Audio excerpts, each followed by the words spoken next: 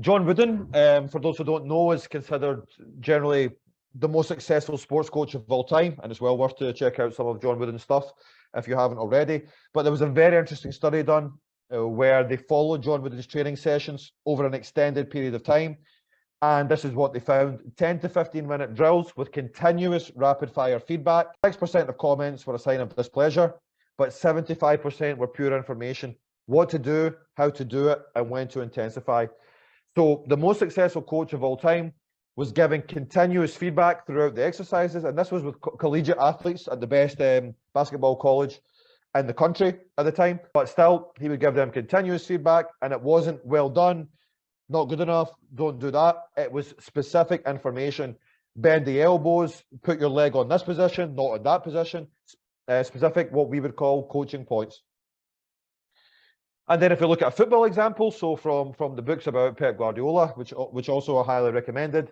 For example, here we see on the build-up, he was practicing 10 different ways to use the 3+2 structure to bring the ball out from the back. So Guardiola's teams don't build up from the back because he allows them to figure out on their own how it's going to happen. He works on many different solutions to the same problem to make them unpredictable, to have variability. But he also repeats those different solutions over and over again so that you also have stability. And this is in essence what we talk about, metastability. But he's teaching them and giving them solutions. And there you see, for example, when it comes to individual coaching, he's running beside the players, scrutinizing every move, making corrections, helping them to refine their movements, and giving them endless tips on the roll. And there, for example, when we look at successful youth academies, then from Northern California, they had a visit to Athletic Bilbao's academy, of course, one of the best in the world. And one of the quotes was, "I was amazed by how active the coaches were from the beginning until the end of training. It was non-stop."